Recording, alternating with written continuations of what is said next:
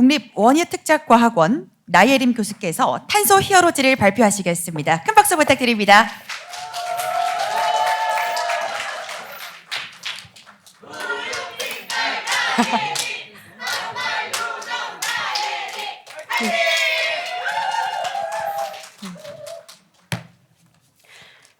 안녕하십니까. 지구를 지키는 탄소 히어로 나예림입니다. 저를 탄소 히어로라고 소개했는데요. 사실은 여기 계신 여러분 모두가 히어로였습니다. 영상을 통해 확인하시죠. 저는 지구의 온도를 낮추기 위해 오래전부터 일해왔습니다. 빙하가 녹는 걸 막기도 하고요. 하지만 혼자서는 점점 힘이 들더라고요. 그래서 마침내 찾았습니다. 탄소 중립 실천의 나라 대한민국을요.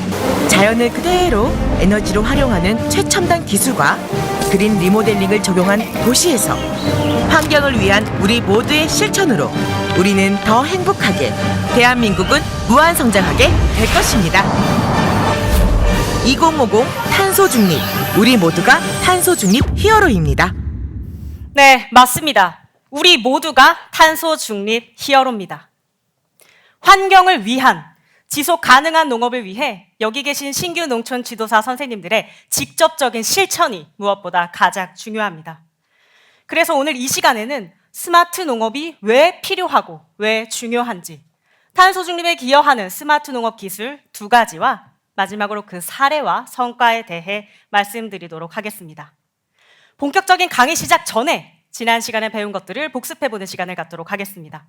지난 시간에 우리는 탄소 중립이 무엇인지, 또 정부의 2050 탄소 중립 도입 배경과 마지막으로 스마트 농업의 개념과 그 주요 기술들에 대해 알아보았습니다. 제가 퀴즈를 준비했습니다. 다음 강의가 끝나면 본 교육 과정에 대한 소감 발표 시간이 있는데요. 오늘 정답을 맞춰주신 2분께는 발표를 안 하실 수 있는 발표 면제권을 드리도록 하겠습니다. 좋습니다. 첫 번째 문제입니다. 탄소 중립이란 배출되는 온실가스의 총량을 제로로 만드는 것이다. 맞으면 O, 틀리면 X. 이렇게 머리 위로 표시해 주시기 바랍니다. 네, 선생님 가장 먼저 들어주셨고요. 네, 오답이라고 생각하시는 분들이 굉장히 많은데요. 지난 시간에 배운 것들을 모두 잘 기억하고 계신 것 같습니다.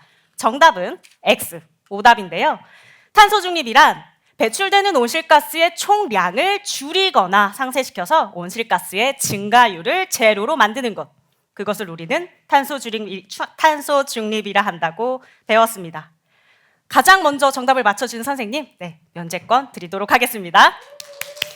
2번째 문제입니다. 스마트 농업이란 ICT 기술을 활용하여 작물의 재배, 가축의 관리, 자원의 사용을 원격 자동 제어하는 것이다. 맞으면 O, 틀리면 X. 들어주시기 네, 선생님 가장 먼저 들어주셨고요. 네, O라고 생각하시는 분들이 많은데요. 좋습니다. 정답은 O인데요. 제가 쉽게 설명도 해드렸습니다. 농업인이 본인의 농장을 가지 않고도 핸드폰으로 농장을 원격으로 자동 제어할 수 있는 농업이 스마트 농업이라 한다고 말씀드렸습니다. 선생님께도 가장 먼저 맞춰주신데 저기 후드티 입은 선생님께도 네, 면제권 드리도록 하겠습니다. 이제 2분은 조금 더 편안한 마음으로 강의를 들으실 수 있겠습니다. 국가적 중점 사업으로도 추진하고 있고 또 그 다양한 매체에서도 중요성을 강조하고 있는 스마트 농업. 과연 정말 필요할까요? 앞으로도 계속해서 발전해 나갈까요? 발전을 한다면 과연 어떤 방향으로 발전해 나갈까요? 신규 지도사인 우리는 이것에 대해 고민해 보아야 합니다. 대한민국의 농업 인구는 250만 명. 이는 전체 인구의 5%에 해당합니다. 농업의 선진국이라고 불리는 네덜란드는 1% 미만, 프랑스는 0.7% 미만이 농업인인데요. 쉽게 말해 단 한 명의 농업인이 나머지 99명의 자국민의 식량을 책임지고 있다는 말입니다. 2013년도 세계 인구는 75억 명, 2030년에는 100억 명까지 늘어나는데요. 이렇게 늘어나는 100억 명의 인구에 우리가 식량을 조달하기 위해서는 무려 브라질 면적만한 재배지가 추가적으로 필요하다고 합니다. 지구온난화로 빙하가 녹고 있고 또 해수면 저리가 계속해서 상승하고 있는 이 상황에서 우리가 브라질 면적만한 재배지를 추가적으로 얻는다라는 것이 가능할까요? 불가능할까요? 불가능해요. 네, 맞습니다. 불가능합니다. 그래서 우리는 재배가 불가능했던 지역에서 재배가 가능하게 해야 하고요. 같은 면적에서도 더 많은 농산물을 생산해내야 합니다. 스마트 농업을 도입하게 되면 농업소득은 22% 증대되고 우리가 일하는 노동시간은 10% 아낄 수 있습니다. 가장 중요한 생산량. 생산량은 최소 23% 절감할 수 있습니다. 그래서 스마트 농업은 더 이상 선택이 아닌 필수라고 할 수 있는데요. 그렇다면 여러분, 2024년 지금 현재 대한민국의 스마트 농업은 과연 어디까지 발전해 왔을까요? 화면에 보이는 QR코드를 모두 핸드폰 카메라 어플로 비춰주시기 바랍니다. 그러면 보이시는 바와 같이 스마트 병해충 예찰 서비스라는 어플을 다운로드 받으실 수 있을 겁니다. 농촌진흥청에서 개발했고 올해부터 그 본격적인 서비스를 시작했는데요. 여러분들이 현장에서 농업인 대상 지도를 하실 때 실질적으로 많은 도움을 얻으실 수 있는 어플이니 지금 현장에서 설치하시는 것을 권장드립니다. 강 옆에 선생님들이 잘 설치하고 계시는지 서로 한 번씩 봐주시기 바랍니다. 네, 좋습니다. 이 어플의 사용 방법은 간단합니다. 사과나무에 병증이 있는 것 같아 보입니다. 이 어플을 통해 카메라로 비춰보면 AI가 진단을 해줍니다. AI가 진단을 해주고 이 사과나무는 갈색 무늬병에 걸렸네요. 이렇게 AI가 진단하고 내려주는 처방의 정확도가 과연 얼마나 높을까요? 70% 이상인 것 같다라고 생각하시는 분들 손 들어주시기 바랍니다. 아니다, 70% 너무 낮다, 80% 이상이다라고 생각하시는 분들은 손을 계속 들어주시고 아닌 것 같으신 분들은 내려주셔도 좋습니다. 네, 이제 몇몇 분이 90% 이상이다라고 생각하시는 분 혹시 있을까요? 네, 이제 조금 몇몇 분의 선생님만 남으셨는데요. 이 어플의 진단 정확도는 무려 96%입니다. 굉장히 높은 정확도를 가지고 있습니다. 지금 대한민국은 3단계에 걸쳐서 스마트 농업이 발전해 왔습니다. 1세대 스마트 농업은 농업인이 단순히 스마트폰으로 본인의 농장을 자동 제어했던 게 가능했다면 2세대 스마트 농업은 작물에 조금 더 초점을 두어서 조금 더 정밀한 작물의 관리가 가능하게 했습니다. 지금 대한민국은 3세대 스마트 농업을 현장에 도입한 단계로 본격적인 확산을 앞두고 있습니다. 여러분들이 그 확산을 위한 노력을 해주셔야 합니다. 3세대 스마트 농업은 보이시는 데와 같이 사람의 개입 없이 지능형 로봇이 농장을 자동으로 제어합니다. 이 그림은 제가 직접 챗GPT를 활용해 그린 그림입니다. 지난 시간에 배웠던 스마트 농업 기술들도 잘 녹여져 있는데요. 한번 같이 볼까요? 시설의 내부와 외부에 설치되어 있는 센서들로 다양한 데이터들을 받아들이고 있는 농업인의 모습이 보입니다. 작물 사이를 지나다니는 로봇들도 보이시죠? 이 로봇들이 작물을 심거나 수확하는 데 도움을 주기도 합니다. 상단에 날아다니는 드론들이 작물 상태를 모니터링하거나 병해충 방제까지 해주고 있는 모습입니다. 제가 이렇게 단순히 설명하고 그림으로만 보셔서는 그 3세대 스마트 농업이 현장에서 어떻게 적용되는지 잘 피부에 와닿지 않으시죠? 네. 그래서 제가 영상을 준비했습니다. 같이 보시죠. 사과나무 옆에 이렇게 여러 가지 센서들이 설치되어 있습니다. 이 센서들이 온도와 습도, 지열 같은 정보를 실시간으로 확인해 관제센터로 보냅니다. 모인 정보는 인공지능, 즉 AI 장비가 분석해 물을 주거나 방제하는 최적의 시기를 농부 스마트폰 앱으로 알려줍니다. 제 가온은 AI 시스템으로 가온을 조성되는데 그 AI 시스템을 해서 장소와 시간을 구애받지 않고 제가 어디든지 제 가온을 관리할 수 있다는 게 가장 좋은 장점인 것 같습니다. AI 로봇은 주기적으로 나뭇잎과 열매를 찍어 분석하고 병해충이 확인되면 드론이 약을 뿌립니다. 데이터를 활용한 기술 덕분에 일손은 줄고 생산성은 2배 이상 늘어날 거로 기대합니다. 네, 일손은 줄고 생산량은 2배 이상 늘어난다고 합니다. 이게 바로 스마트 농업입니다. 그러면 탄소 중립을 위해 우리는 스마트 농업의 기술을 어떤 방향으로 발전해 나가야 할까요? 우리는 그 최적의 목표를 지속 가능성에 두고 방향을 지속 가능성에 두고 목표는 탄소 중립에 방법으로는 정밀 농업을 강화해 나가야 합니다. 정밀 농업, 저는 정밀 농업하면 딱 이 물건의 이미지가 떠오릅니다. 이 물건 혹시 뭔지 아시는 분 있을까요? 네, 핀셋. 네, 핀셋, 쪽집게 맞습니다. 쪽집게 가해라고는 모두들 잘 들어보셨죠? 내가 필요한 것만 쏙쏙 뽑아서 알려주는 게 바로 쪽집게 가해입니다. 정밀농업도 똑같습니다. 디지털, AI, 데이터 등의 다양한 농업 관련 최신 기술을 활용하여 최적의 자원을 최소량만큼 최적의 시기에 최적의 장소에서 농작물을 재배하는 쪽집게 농업, 그것이 바로 정밀농업입니다. 그렇지만 정밀농업 구현이 가능한 최첨단 온실, 즉 스마트팜은 사실은 그 기본 에너지원이 화석 연료와 전기입니다. 때문에 스마트 농업이 온실가스 배출의 주범이다라는 다소 좋지 않은 이미지를 가지고 있는 게 사실인데요. 실제로 대한민국의 온실가스 배출량은 연간 약 6억 톤. 이 중 전체 시설 농업 분야 온실가스 배출량은 무려 4천만 톤으로 다소 적지 않은 비중을 차지하고 있습니다. 그래서 우리는 기후변화와 에너지 문제, 즉 탄소 중립을 해결할 열쇠로 스마트 농업 기술들을 활용해야 합니다. 제가 이제부터 말씀드릴 스마트 농업 기술들은 여러분들이 실제 현장에서 신기술 보급 사업을 통해 보급하셔야 되는 기술들이니 잘 기억해 주시기 바랍니다. 첫 번째, 자원순환식 수경재배 기술입니다. 수경재배는 흙이 아닌 인공적으로 만들어진 토양, 배지라는 것에서 작물을 심고 재배를 하게 되는데요. 그 초창기 수경재배 배지는 이렇게 생겼습니다. 이것의 주 원료가 어떤 걸로 보이시나요? 나무요. 안면. 제가 이름으로 힌트를 드리도록 하겠습니다. 이 배지의 이름은 안면 배지입니다. 네, 맞습니다. 이 배지의 주 원료는 돌인데요. 큰 돌을 얇게 뽑아 실처럼 가공하고 잠시만요. 제가 마이크가 빠져서 잠깐만 이걸 넣도록 하겠습니다. 큰 돌을 얇게 실로 뽑아 가공하고 그것을 압축해서 만든 것이 바로 안면 배지입니다. 그렇지만 돌로 만들었다 보니까 이것을 본 초창기 한 엔지니어는 이렇게 생각했습니다. 광물질로 만들었는데 과연 여기서 작물이 잘 자랄 수 있을까? 그래서 작물 생육에 필요한 영양소가 들어있는 물, 양액을 공급하게 되면서 수경재배를 처음 시작했는데요. 다 좋은 수경재배, 가장 큰 단점이 있습니다. 바로 공급하고 남은 폐양액이 발생한다는 건데요. 폐양액이 그대로 하천으로 흘러 들어가거나 토양에 스미게 되면 각종 환경 오염의 원인이 되기도 합니다.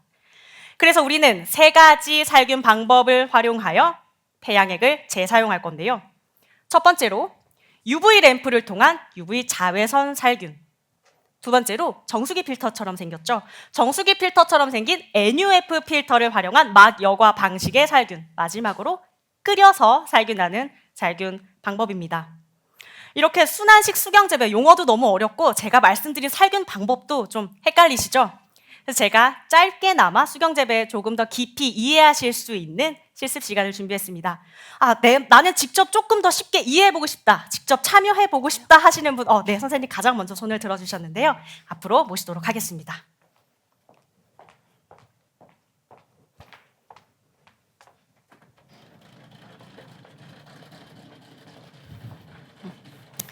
네, 선생님 이쪽으로 서주시기 바랍니다. 네, 참여해 주셔서 감사합니다. 선생님 자기소개 부탁드립니다. 네, 안녕하십니까. 국립원예특작과학원 이희주입니다. 네, 큰 박수 부탁드립니다. 네, 선생님 앞에는 작물이 심겨져 있는 작은 화분이 하나 있습니다. 그 옆에는 제가 일전에 말씀드린 작물 생육에 필요한 물, 양액이 있는데요. 이 양액을 선생님 직접 이 작물에 공급해 주시기 바랍니다. 네. 네, 좋습니다. 공급을 해주셨고요. 이렇게 공급을 하면 작물은 똑똑해서 본인이 충분히 흡수하고 난 다음에 폐양액을 그대로 배출하게 됩니다. 선생님 이렇게 제가 들어드릴 테니까 발생된 폐양액을 옆에 빈 플라스틱 통에 넣어주시기 네. 바랍니다. 네, 그새 많은 폐양액을 배출했네요. 네, 이렇게 폐양액이 발생했습니다. 제가 앞서 말씀드린 3가지 살균 방법 다들 기억하시나요?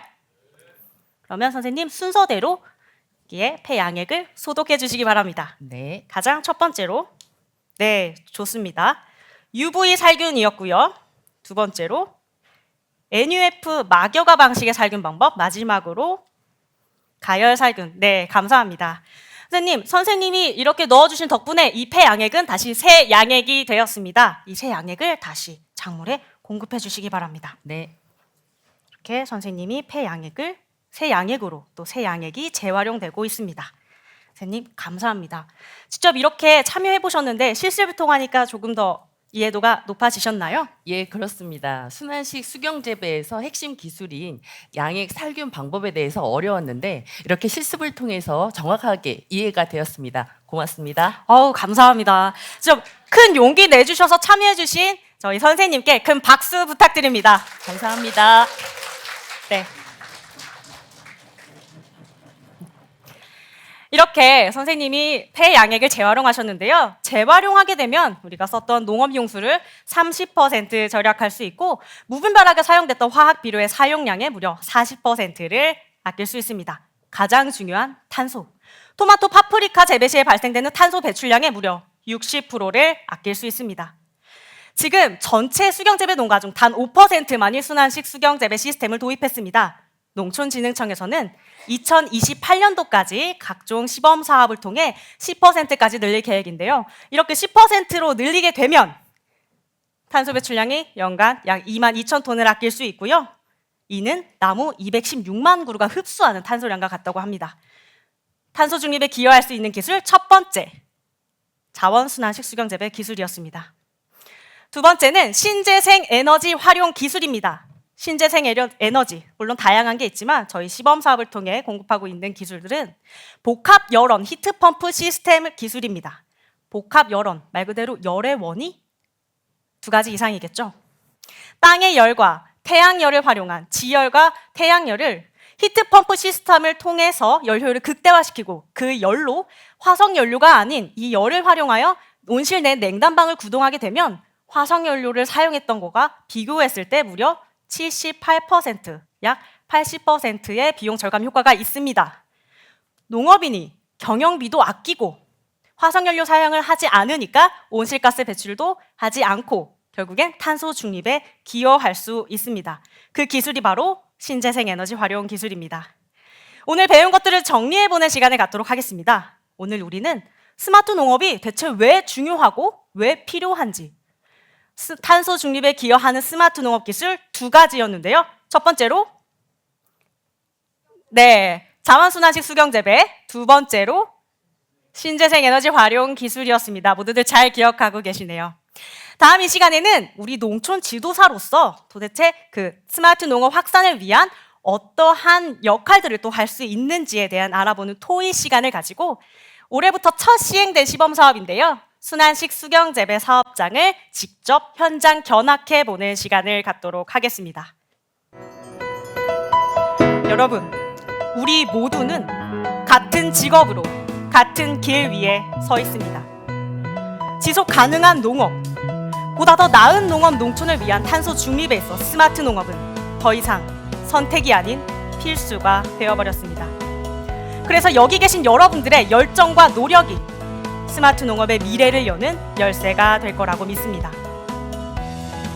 히어로, 여기 히어, 길, 로. 이곳에 길이 있다라는 것을 잊지 말아 주십시오. 탄소 중립의 시작, 스마트 농업의 확산. 여러분들이 농업 분야 히어로가 되어 주셔야 합니다. 지금까지 나 예림이었습니다. 경청해 주셔서 감사합니다. 네, 마지막 발표까지 잘 들어봤습니다. 이어서 심사위원분들의 질의응답 시간 갖도록 하겠습니다. 네, 좋은 강의 감사합니다. 이제 강의 후에도 이 교육 후 교육생 관리 방안까지도 여기 교재에 좀 담아주셨어요. 그래서 온라인 플랫폼을 활용해서 그 학습 내용을 복습하고 또 학습자들의 추가적인 질문과 의견을 수렴하시겠다라고 이렇게 제시해 주셨는데 구체적으로 어떻게 진행이 됐는지 좀 추가 설명 부탁드립니다. 네, 답변 드리도록 하겠습니다.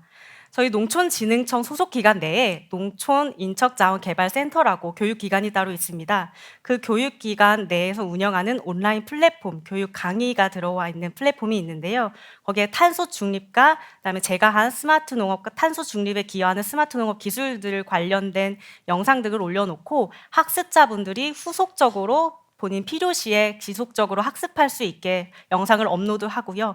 또 거기에 제가 강의를 한 그 직접 강연자가 학습자들이 질의사항을 직접 입력을 할 수 있게 되어 있습니다. 질의를 하면 제가 거기에 답변을 하는 방식으로 후속 학습을 할 계획입니다. 네, 좋은 강의 감사합니다. 중간에 이제 시연하셨던 거에 대해서 네. 조금 더 이렇게 여쭤보고 싶은데요. 자원순환식 수경재배 설명하시고 살균 방법에 대해서 이해를 돕기 위해서 시연을 하셨는데 사실 그냥 그 방법 세 가지를 안다라고 하기에는 그냥 한 번씩 꽂아보는 것 정도로만 맞습니다. 오늘 보여주셨단 말이에요. 근데 실제로 하실 때에는 어떤 방식으로 실습하는지 좀 더 설명해 주시면 좋겠습니다. 네, 제가 공간 현장상 제가 직접 모든 실험 재료들을 다 갖고 오지는 못했습니다. 제가 말씀드렸다시피 NUF 필터는 좀 부피가 크다 보니까 그렇지 갖고 오진 못했는데 실제 강의에서 실습할 때는 실제로 그 NUF 필터를 가지고 올 거고요. 다만 이제 가열식 살균 장치 같은 경우는 부피가 더 커서 제가 직접 가져오지는 못해서 저희가 다음 시간에 그래서 현장 견학해 보는 시간이 있습니다. 그때는 이제 가열식 살균 장치가 적용이 된 시범 사업장을 방문해서 이제 학습자분들이 직접 그것을 볼 수 있게 참여 기회를 드릴 예정입니다.